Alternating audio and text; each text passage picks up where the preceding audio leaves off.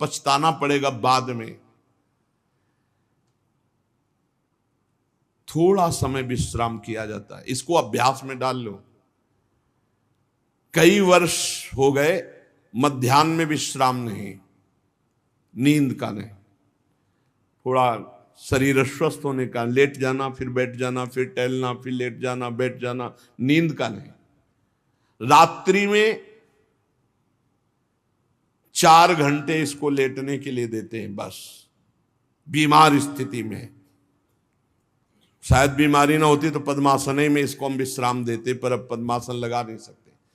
शरीर सुख आराम त्याग किए बिना भगवत मार्ग में कोई भी विजितात्मा नहीं हो सकता। रगड़ो, इस शरीर को रगड़ो, हाथ में माला है या काउंटर है, टहल रहे हैं, जब नींद आ रही टहल रहे हैं, सिर्फ 4-5 घंटे शयन के लिए दीजिए। क्या कर पाओगे आगे?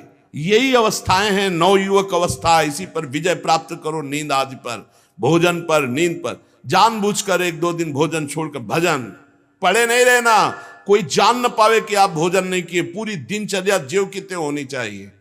जिद्दी स्वभाव, परमार्थ के पथिक का जिद्दी स्वभाव, आराम त्यागी स्वभाव। और शरीर को जैसा बना लो प्रभु वैसे ही है, इसमें जड़ है, कोई अंतर नहीं पड़ता है। रात में सो, दिन में 4 घंटा सोने का अभ्यास बना लो, दिन में सोते रहो। अभ्यास है, चाहे जगने का बना लो चाहे सोने का। आधा आधा कवल रोज बढ़ाते चले जाओ, भोजन आते फैलती चली जाएंगी। आधा आधा कवल रोज कम करते चले जाओ। 24 घंटे में 400 ग्राम अन्न से स्वस्थ शरीर का पोषण हो जाएगा और वो क्रियाशील रहेगा। 400 ग्राम अन्न से काहे को बर्बाद कर रहे हो? आते बढ़ाते चले जा रहे हो। इसको कम करो, कम करो। भोजन 400 ग्राम अन्न से काम चल जाएगा। जिसे भगवत प्राप्ति के बिना आप जिया नहीं जा रहा, तब भगवत प्राप्ति होती है। ये शरीर सुख आराम के त्यागने की, हमें बहुत समय बर्बाद मत करो, समय बर्बाद मत। भोजन कर रहे हो, नाम जब चल रहा है, अंदर पद चल रहा है, कोई भी भोग तुम्हें नहीं फंसा सकता यदि भगवान नाम चल रहा है। समझ ही नहीं रहे, भगवान नाम नहीं जप करना, बस मन मानी आचरण करना है। बड़ी भारी आवश्यकता है शरीर सुख आराम के मिटाने की साधक को। जीवन भर इसी में लगे रहे, जीवन भर। जब से इस मार्ग में चले तो इसी पर है। नींद और भूख, 2 पर भारी प्रहार रहा है, नींद और भूख। वो भगवान की कृपा से ऐसा, अब तो बहुत भारी रोग से ग्रसित है। लेकिन पीछे मुरारी शरण आए और कहा अल्ट्रासाउंड कराने चलना है, डॉक्टर ने बोला है, तो आज कुछ खाना नहीं। हम कहा आज की बात कर रहे हो? 3-4 दिन से कुछ नहीं गया। जब डॉक्टर वहां देखा तो बोला बाबा पानी पे रहते हो क्या? जो वैसे किया, जानबूझ करके मधुकरी नहीं जाना, 3-4 दिन नहीं पाना। अब देखते हैं भजन कैसे होता है। और यह अभ्यास बचपन से, भूखे रह करके, सर्दी में, गर्मी में, बीमारी में, हर स्थिति में भजन नहीं छूटना, दिनचर्या नहीं छूटने। शयन में जो तुम्हें सुख मिलता है वो तमोगुणी नींद का है। जागृत होकर भजन में अगर समय व्यतीत कर दो, हाँ, जीवन आनंद में। शरीर सुख आराम को नष्ट करने की जरूरत है साधक को। दिन में सोना बंद करो। जो रात्रि में जगते हैं वो सो सकते हैं आधा टाइम, आधा टाइम सोने का टाइम 4 घंटे, तो 2 घंटे विश्राम कर लो।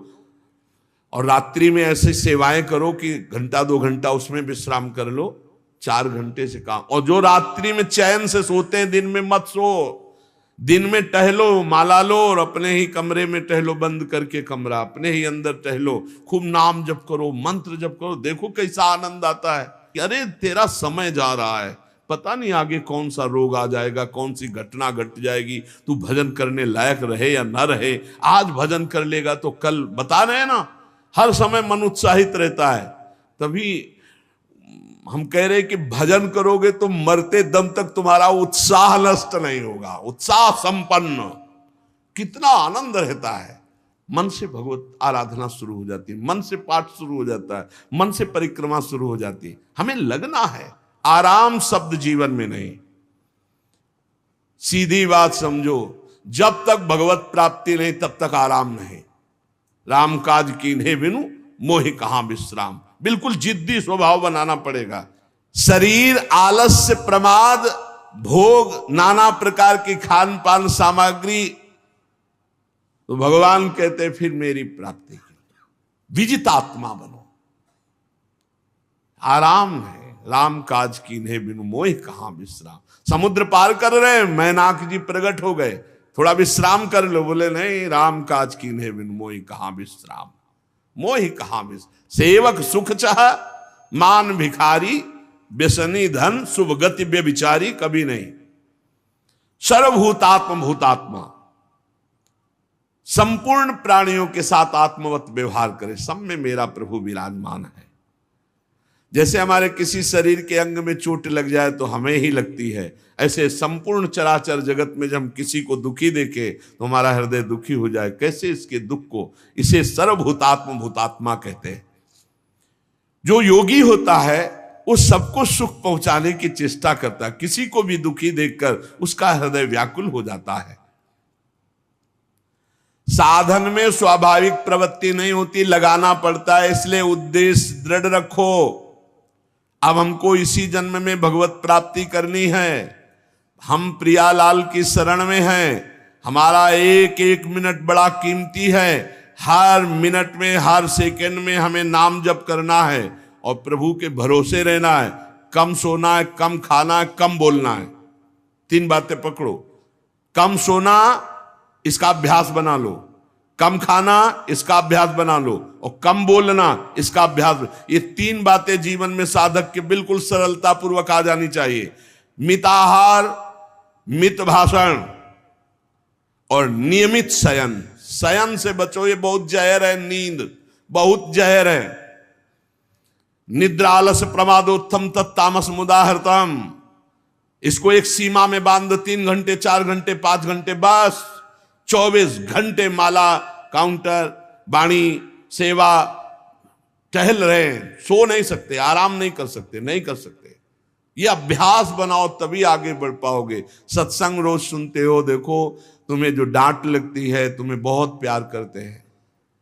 प्रभु बहुत प्यार करते हैं, इसलिए डांट लगवा रहे हैं, इसलिए आपको सत्संग सुना रहे हैं। ये जीवन सार्थक कर लो, नहीं तो बहुत पछताना होगा। हम पशु पक्षी के जीवन में साधना नहीं कर पाएंगे। कैसे हमारा चिंतन बदले। भगवान ने अगला शब्द का मदगत प्राणा, प्राण जिसके मेरे में समर्पित है। प्राण समर्पित का मतलब है प्राण वायु को लेकर प्रधान है। भोजन न मिले, जल न मिले तो भी हम जीवित रह सकते हैं काफी समय तक, क्योंकि प्राण वायु। प्राण बलवान पुष्ट होते हैं अन्न और जल से, लेकिन प्राणों की सत्ता वायु से है। ये जो श्वास प्रश्वास है, भोजन हमें 4-6 दिन न मिले तो आराम से दिनचर्या चल सकती है। पानी 8-10 दिन न मिले तो भी दिनचर्या चल सकती है, ऐसा नहीं कि मर जाएंगे। लेकिन 2 मिनट वायु ना मिले तो मर जाएंगे। 2 मिनट वायु ना मिले तो प्राण नष्ट हो। प्राण का सीधा संबंध वायु श्वासों से है, और प्रभु को प्राण समर्पित करने का मतलब हर श्वास नाम जप करना। मदगत प्राणा, हम पानी भी पिएंगे, भोजन भी पाएंगे तो प्रभु को समर्पित करके, और हर श्वास नाम जप करेंगे तो ये मदगत प्राणा होगा। मत चित्ता, निरंतर चिंतन करने के लिए हमें प्राणों को समर्पित करना होगा। हमारे प्राण समर्पित हैं, हम प्रसाद के द्वारा प्राणों का पोषण करेंगे, और हर श्वास प्रश्वास में नाम जप। श्वास ऊपर गई तो नाम जप, श्वास नीचे गई तो नाम जप। बोधयंता परस्परम, यदि हम किसी से बात करेंगे तो अपने प्रभु की चर्चा करेंगे। उसी प्रभु की चर्चा का कथन, कथयंतश्च माम नित्यम, केवल भगवत चर्चा करेंगे। केवल कभी कभी ये लोक कल्याण की भावना भी प्रपंच में उतार देती है। निवेदन है कि यहां कोई लोक वार्ता का प्रश्न लेकर के नावे, एक जगह तो बख्श दो जहां केवल भगवान के संबंध की चर्चा होने दो। श्रीधाम वृंदावन में आप आए हो तो प्रिया प्रीतम की चर्चा का प्रश्न करो, प्रिया प्रीतम की चर्चा सुनो, निहाल हो जाओगे। तुष्यंत च रमंत च, उसी में आनंद और संतोष होता है। भगवत चर्चा हुई और उसी में रमण करे। एक जगह तो रखो जहां तुम केवल प्रभु की चर्चा सुन सकते हो, प्रभु की चर्चा कर सकते हो। प्रपंच का तो बहुत विस्तार है। कथयंत च माम, माम भगवान कह रहे हैं, कथयंत च माम नित्यम तुष्यंत च रमंत च। चलते हैं हम भगवत मार्ग में, फैल जाते हैं फिर दुविधा युक्त संसार प्रपंच में। केवल भगवत चर्चा, कथयंत च माम, भगवान केवलम, केवल माम, मेरा, प्रियालाल किसी और कोई चर्चा नहीं। बार बार बोर्ड लगवा देते हैं, श्यामा श्याम की चर्चा के सिवा यहां कोई चर्चा न की जाए। आपको अगर आशा है कि यहां से कोई काम बनते हैं तो हम पहले आपको बता देते हैं हम असमर्थ हैं, हमारे में कोई सामर्थ्य नहीं है, हम केवल प्रभु की चर्चा करते हैं, प्रभु का नाम जपते हैं, प्रभु के लिए जीवन है, बस इतनी बात है। जो प्रभु में डूबना चाहता है वो आए, स्वागत है। इसके अलावा ना कोई आशीर्वाद, ना कोई तंत्र मंत्र, ना कोई जंतुर, ना किसी भी तरह की कोई ढांढस वृत्ति बना सकते हैं कि जाओ तुम्हारा ये ठीक हो जाए, तुक्का लग जाए, ठीक हो जाए, तुम्हारे भाग्य की बात है।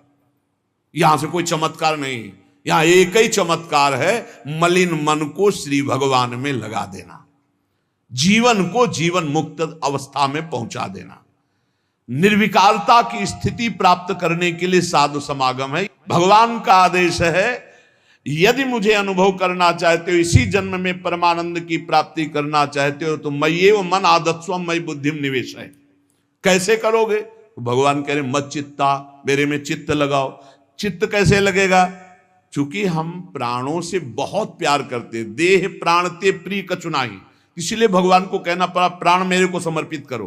कैसे समर्पित करें? जो खाओ पियो भगवान को भोग लगा के, और रात दिन नाम जप में, हर श्वास में भगवत चिंतन।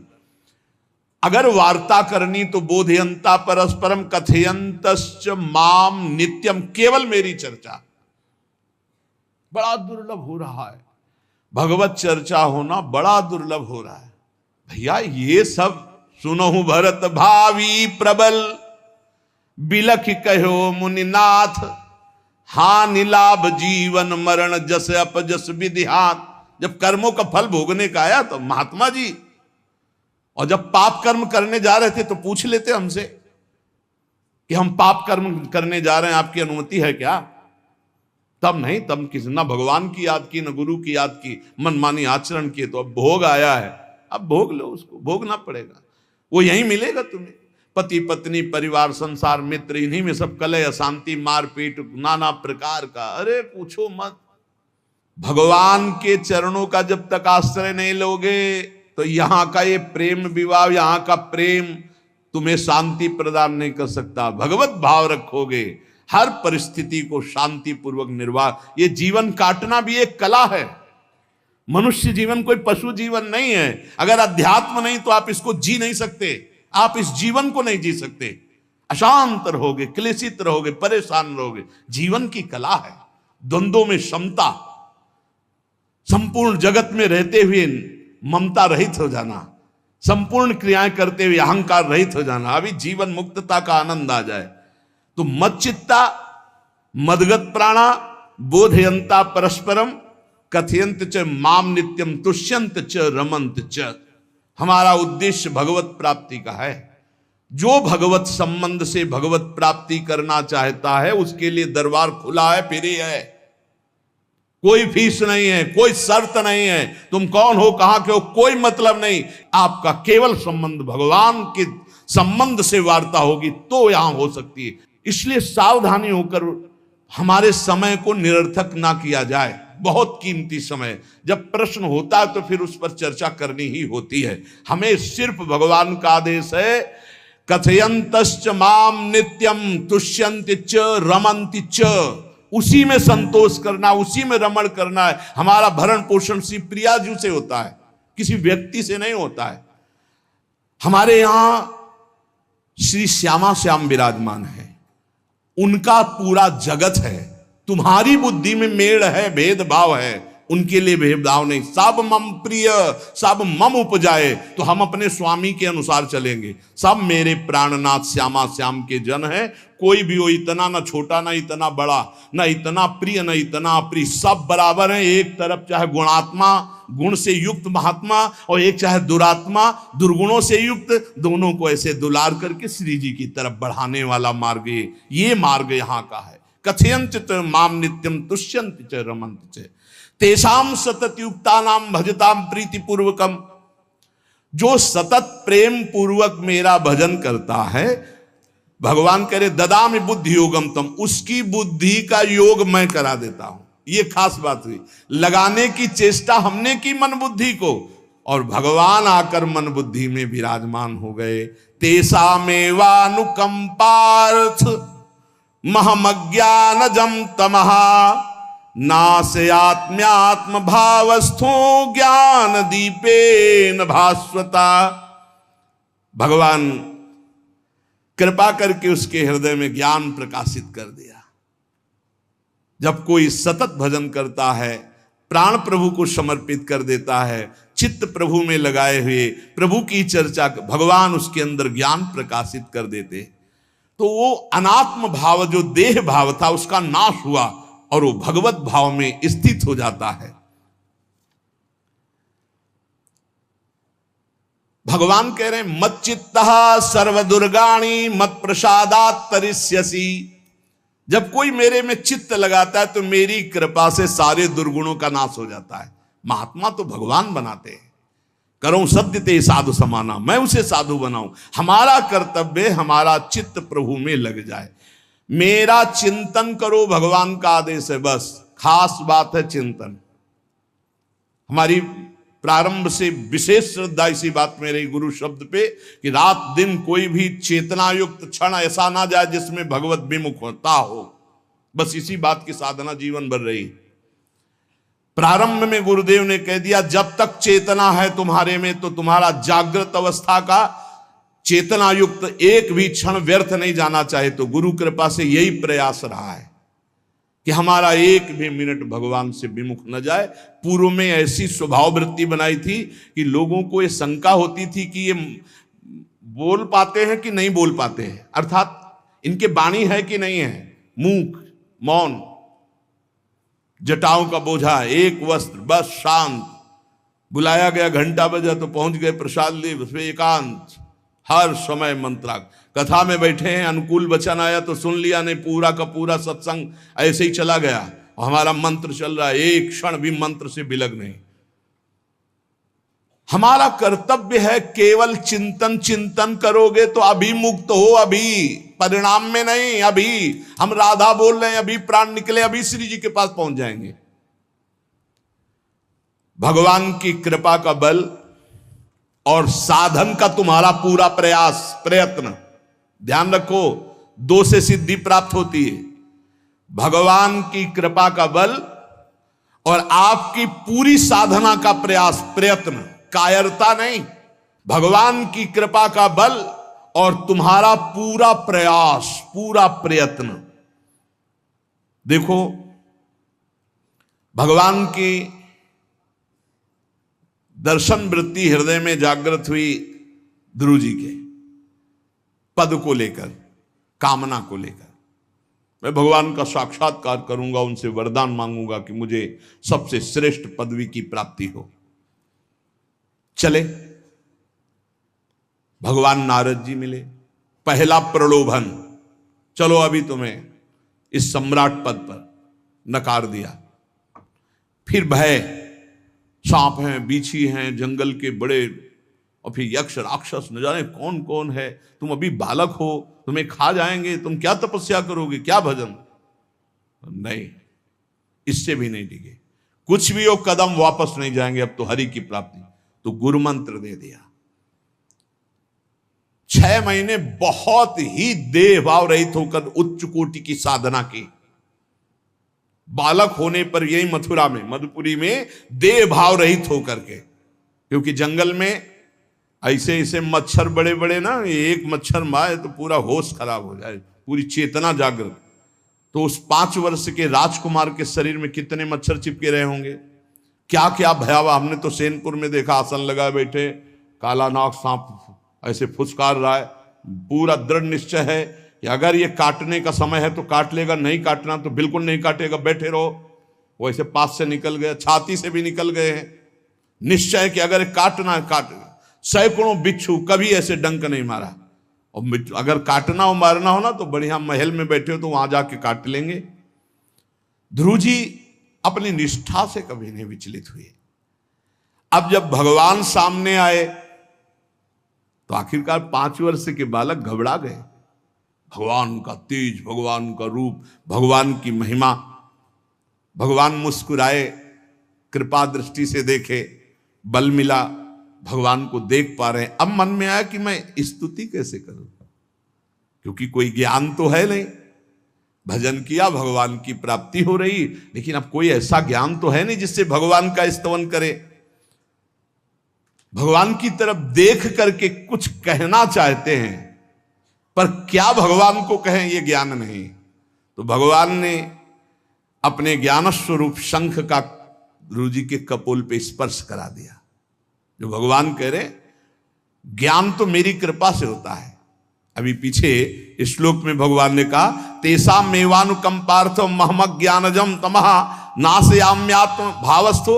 अनात्म भाव का ये जो आत्मस्वरूप अनात्म देह में भाव आ गया है, इसके नाश का जो ज्ञान होता है ये भगवान की कृपा से होता है। जे भी संग छुआया दिव्य ज्ञान और भगवान की दिव्य स्तुति की। तो ये देखा जाता है कि भगवान की कृपा से ही साधक में दिव्यता आती है, दिव्य ज्ञान आते हैं। पर प्रयत्न अपना होना चाहिए। प्रयत्न था तभी तपस्या में आए, नहीं तो प्रलोभन में फंस जाते या भय में डर जाते। ना प्रलोभन में फंसे चक्रवर्ती सम्राट पद देने पर, और ना भय में फंसे कि सांप बिच्छी और सिंह खा जाएगा, इससे भयभीत नहीं हुए। और प्रयत्न इतनी जोर का किया, आप भागवत में पढ़ लीजिए, देह भाव रहित होकर कितना कठोर तप, 6 महीने में भगवत साक्षात्कार। आत्मबल, भगवत कृपा बल। ये मन है बहुत डराता है, कैसे जिएंगे, बुढ़ापे में कौन सेवा करेगा, क्या दुनिया का प्रपंच खड़ा कर देता है। इसको इसी ज्ञान से काटो, भगवान है ना, भगवान सब करेंगे। भगवान के लिए हमने जीवन दिया है, ये जीवन भगवान के लिए हार। अरे दिव्य हो जाओगे, रिद्धियां सिद्धियां हाथ जोड़े खड़ी रहेंगी। भगवान जानते हो क्या भगवान है। हम एक बार भगवान के नाम पर अपने आप को न्यौछावर तो करके देखें, पर यह अहंकारी जीव मानता नहीं है। ये अहंकार का बल लिए रहता है। आसुरी प्रकृति है ये अहंकार। अहंकारम बलम दर्पम कामम क्रोधम च संश्रिताः। जिसके अंदर ये आसुरी प्रवृत्ति अहंकार होता है, उसमें काम क्रोध लोभ ये भरपूर होते हैं। कहां से भगवत प्राप्ति हो। जहां ये दुश्मन रहते हैं वो घर तो तुमने सुरक्षित दे रखा है दुश्मनों को। आसुरी प्रकृति को तुमने, अहंकार को अपना स्वामित्व दे रखा है। मैं वो अहंकार जिसके साथ प्रकृति लगती है।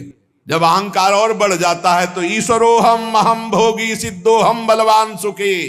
तरंग से समुद्र नहीं होता, समुद्र से तरंग होती है। हम जितने भी हैं सब तरंग हैं उस परमात्मा की। वायु विकार नष्ट हुआ, समुद्र में ही लीन हो गए, ये बात है। लेकिन एक तरंग समुद्र नहीं पैदा कर सकती। एक सूर्य चमक रहा, कोई बंद के सूर्य दूसरा चमक के दिखाए। बहुत सावधानी से उपासना करो। ये अहंकार, भगवान कह रहे हैं, भगवान ये जो अहंकारम बलम दर्पम कामम क्रोधम च संश्रिताः, इस अहंकार को नहीं मिटाया तो ये अनुभव कराने लगता है और 4 बोलने लगते हैं कि आप तो भगवान हैं। तो धर्म सम्राट करपात्री जी, इतने सिद्ध महापुरुष, और विश्वेश्वर विश्वनाथ जी की स्थापना करके रात दिन आराधना काशी में। बड़े बड़े सिद्ध महापुरुष भगवान शिव की आराधना करते, बड़े बड़े सिद्ध महापुरुष भगवती अम्बा की आराधना करते। ये कौन सा ज्ञान प्रकट हो जाता है जो भगवत स्वरूपों का अपमान होने लगता है। मुझे यही समझ में नहीं आता। गुरु रूप से हमें शास्त्र के आचरण देने आए, मनमानी भ्रष्टाचार सिखाने नहीं आए। आज तक कभी कहीं भी भगवत स्वरूपों का अपमान महापुरुषों द्वारा नहीं हुआ। महापुरुष और भगवान में अंतर नहीं, पक्का मुझे विश्वास। हम तो चराचर जगत को भगवत स्वरूप मानते हैं, लेकिन आचरण कराने के लिए आचार्य गुरुदेव जैसे चले हैं वैसे ही चलना होता है। सदैव संतों ने अपने को अधम और तुच्छ और नीच कहा है। हनुमान जी जैसा कोई ज्ञानी, महाबली, कोई त्यागी, कोई ब्रह्मचारी, बैरागी, हनुमान जी जैसा कोई त्रिभुवन में द्वितीय हुआ हो तो बता दो। अतुलित बलधामम हेम शैलाभदेहम दनुजवन कृशानुम ज्ञानिनाम अग्रगण्यम। अरे जय गिर चरण दे हनुमंता चले उसगा पाताल तुरंता, हजार हजार को पकड़ के कछु मारिस कछु मर्दिस कछु मिले से धर धूरी। अब विभीषण जी से कैसे परिचय बता रहे। प्रात ले जो नाम हमारा तेहि दिन ताहि ना मिले आहारा। असमय अधम सखा सुनु मोहु पर रघुबीर। क्या दैन्यता का स्वरूप हनुमान जी महाराज। भगवान से जब हनुमान जी मिल रहे तब उनसे प्रभु आप पूछ रहे हो कि तू नाथ एक मैं मंद मोह बस ज्ञानी नाम अग्रगण्यम। एक मैं मंद मोह बस कुटिल हृदय अज्ञान पुनि प्रभु मोहि विसारेऊ दीन बंधु भगवान। जय प्रणतारित भंजन चरणों में लौट गए हनुमान जी महाराज। सबरी जी भगवान सामने बैठकर स्तुति करते हैं। जो नवधा भक्ति है वो उपदेश नहीं है, सबरी जी की स्तुति है। ये सब भक्ति सबरी जी में विराजमान, क्योंकि उसी समय सबरी जी भगवत धाम जाती है तो उपदेश तो उसको दिया जाता है जो आचरण में उतारे। सबरी जी तो सिद्ध महापुरुष अभी भगवत धाम जा रही भगवान के सामने ही। वो क्या कहती, अधम ते अधम अधम अति नारी तीन मह में मति मंद अघार। हरिवंश महाप्रभु क्वाहम तुच्छ परम अधम प्राण्य हो गर्ह कर्मा यत नाम स्फुरति महिमा हरेश वृंदावनस्य। इन सब बड़े बड़े आचार्य महापुरुषों ने भगवान की दास्ता स्वीकार करके जीवन अर्पित करके आचरण करके दिखाए। जहां ये आसुरी अहंकार होता है तो ईश्वरोहम महम भोगी सिद्धोहम बलवान। ये सिद्धावस्था नहीं है, ये तमोगुणी आसुरी अहंकार का परिणाम है जो ये दिखाई देता है भगवत स्वरूपों का अपमान करके। नहीं, यद्यपि अभेद है वो महापुरुष शिव और वो अभेद है, पर आचरण जब करेगा तो स्वामी और सेवक का करेगा। काशी नगरी सिद्धों की नगरी है, ज्ञानियों की है। देखा बड़े बड़े सिद्ध परमहंस जाते हैं शंकर जी के दर्शन करने, विश्वनाथ जी के, तो जिनके कमंडल भी नहीं दिगंबर है ना, तो वो भी ऐसे हाथ उठा के नमः पार्वती पते और बस ऐसे सर झुकाए खड़े रहते हैं। जल भी नहीं है, पत्र भी नहीं है, ऐसे वो हम सब खड़े खड़े घंटों खड़े रहते। तो वहां के शिव पार्षदों से ऐसा करुणा में प्रेम हो गया था कि वो हमें नहीं हटाते थे, तो एक कोने में घंटों खड़े रहते थे और दर्शन करते रहते थे भगवान विश्वनाथ जी। तो जैसे ऐसे अवधूत आते, न कोई जल का कमंडल है, न कोई पत्र है, न पुष्प, नजदीक गए और नमः पार्वती पते हार हार महादेव, बस सर झुकाए, ये है। और स्वयं शिव स्वरूप है, इतना अंतर नहीं ब्रह्मबोध में। भक्तों में भी कभी कभी अहम प्रकट होता है, वो वाणी से आपको दिखाई देगा, लेकिन वो आसुरी अहंकार नहीं होता। ध्यान रखना, ये उनका भागवतिक बल होता है, ये आसुरी अहंकार नहीं होता। जैसे जनक जी की सभा लगी हुई है, भगवान श्री राम लक्ष्मण जी विराजमान है विश्वामित्र जी के समीप बड़े सौम्य भाव से। जनक जी महाराज ने देखा कि बड़े बड़े वीर आए पर धनुष यज्ञ में धनुष को अजगों को कोई उठा ही नहीं पाया, खंडन की तो बात जाने दो। रावण बाणासुर आया, आरती प्रणाम करके चले गए। अब आशा ही खत्म हो गई, कोई उठाने वाला ही नहीं, तो उन्होंने कहा वीर विहीन मही मैं जानी। अब मैं आज जान गया कि पृथ्वी वीरों से रहित हो गई। अगर मैं ऐसा जानता कि इस भूमंडल में कोई वीर ही नहीं अजगों का खंडन करने वाला, तो मैं ऐसा प्रण नहीं लेता, मेरी जान की कुंवारी रह जाएगी। ऐसे विकल होके वीर विहीन मही मैं जानी। जनक जी ने इतनी बात जे भी कही तो लक्ष्मण जी कूद पड़े सिंह शावक की तरह उछलकर। और कहा कि जहां रघुकुल भूषण भगवान श्री राम विराजमान हो जनक, ये बड़ी तुमने निराशापूर्ण बात कैसे कह दी? तुमने ऐसी बात कह दी जहां रघुकुल भूषण भगवान श्री राम विराजमान है। ताल ठोकी और कहा अगर इनका इशारा हो जाए, समझो, जो तुम्हारी अनुशासन पाओ, कंदुकियू ब्रह्मांड उठाओ, काचे घट जिमी डारों फोरी, सकऊं मेरु मूलक जिमी तोरी, कमल नाल जिमी चाप चढ़ाऊं, जो जन सत प्रमाण ले धाऊं। हे जनक, जहां रघुनाथ जी विराजमान होते वहां ऐसी बात नहीं कहते। तुमने ऐसी बात कैसे कह दी? अगर मेरे स्वामी का आदेश हो जाए अभी तो पूरे ब्रह्मांड को कच्चे घड़े की तरह तोड़ दूं। ये अजगौ पुराना 100 योजन एक बार में दौड़ते हुए जाऊं और इसको ऐसे कमल लाल की तरह तोड़ दूं, मेरे स्वामी का आदेश हो। यह अहंकार नहीं है। पहली बात कही, जो तुम्हार अनुशासन पावो, अगर मेरे प्रभु श्री राम की आज्ञा हो जाए। और लक्ष्मण जी ने एक बात और कही कि तोरों छत्रक दंड जिमि तव प्रताप बलनाथ। आज के बाद कभी धनुष स्पर्श नहीं करूंगा यदि मेरी बात झूठी हो जाए। आपके प्रताप से इसे बरसाती छत्ते की तरह तोड़ दूं इस अजगौ को, अगर आपका आदेश हो। तो प्रताप बलनाथ, यह अहंकार नहीं है, यह भक्त का भगवत प्रताप है।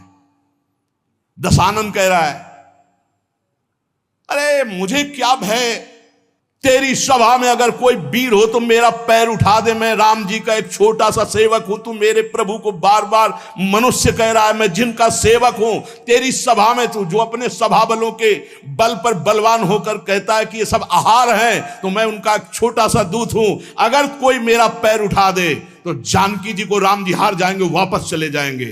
राम प्रताप सुमिरपन रूपा। सभा में पैर हाहाकार मच गया।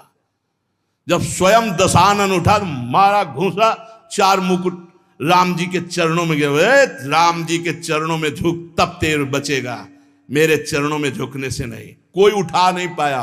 ये अंगत का अहंकार नहीं, ये भक्त का भगवत प्रताप होता है। राम प्रताप सुमेरी परण रूपा।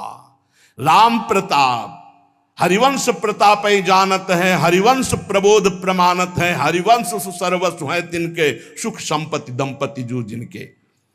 लक्ष्मण जी कह रहे, सकऊं मेरु मूलक जिमि तोरी। जैसे मूली तोड़ दिया जाता 4 लाख योजन का सोने का पहाड़ सुमेरु, ऐसे उखाड़ के तोड़ के फेंक दूं। भगवान अपार सामर्थ्यशाली, और जो भगवान में चित्त जोड़े अपार सामर्थ्यशाली। हम लोग कभी कभी अहंकार और प्रताप के भेद को नहीं समझ पाते।